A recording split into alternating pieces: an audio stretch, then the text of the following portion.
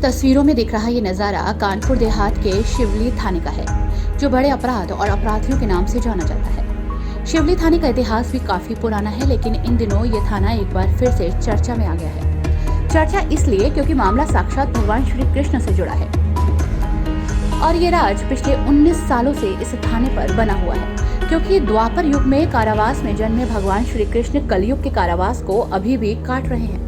ये बात सुनकर आपको हैरानी तो होगी ही, लेकिन हकीकत ये है कि भगवान श्री कृष्ण पिछले 19 सालों से कानपुर देहात के इस थाने में कैद हैं। जी हाँ, भगवान श्री कृष्ण की रिहाई कानूनी दाव पेच के चक्रव्यूह में फंस गई है।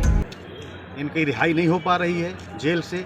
जेल यानी मालखाने में भगवान श्री कृष्ण, राधा जी और लड्डू गोपाल जो बैठे हुए हैं शिवली राधा कृष्ण मंदिर में थे, आज वो जेल में हैं।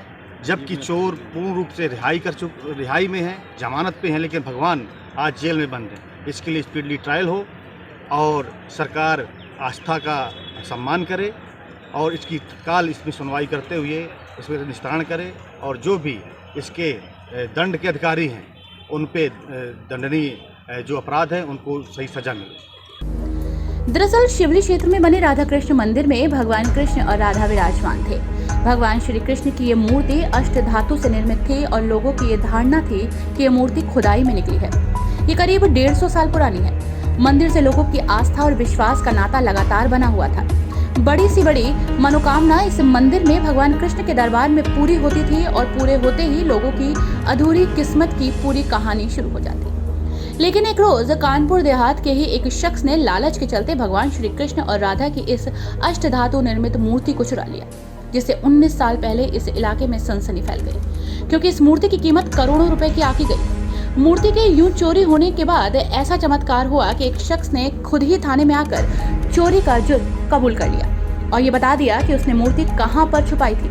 पुलिस भी इस बात को लेकर हैरान थी कि आखिर चोरी करने वाला शख्स खुद थाने में आकर अपना जुर्म कैसे कबूल कर सकता है। जिसके बाद पूछने पर यह पता चला कि किशोर को सपने में भगवान श्री कृष्ण दिखाई दिए और उन्होंने ही उसे इस जुर्म को कबूल करने के लिए विवश कर दिया। हालांकि पुलिस चोर की कहानी पर विश्वास करने को तैयार नहीं थी, लेकिन चोरी की गई मूर्ति बरामदगी के बाद पुलिस की जान में जान आ गई। हालांकि पुलिस ने चोर को जेल भेजकर मुकदमा पंजीकृत कर दिया। तभी से मूर्ति भगवान कृष्ण की कानपुर देहात के शिवली थाने में कैद है।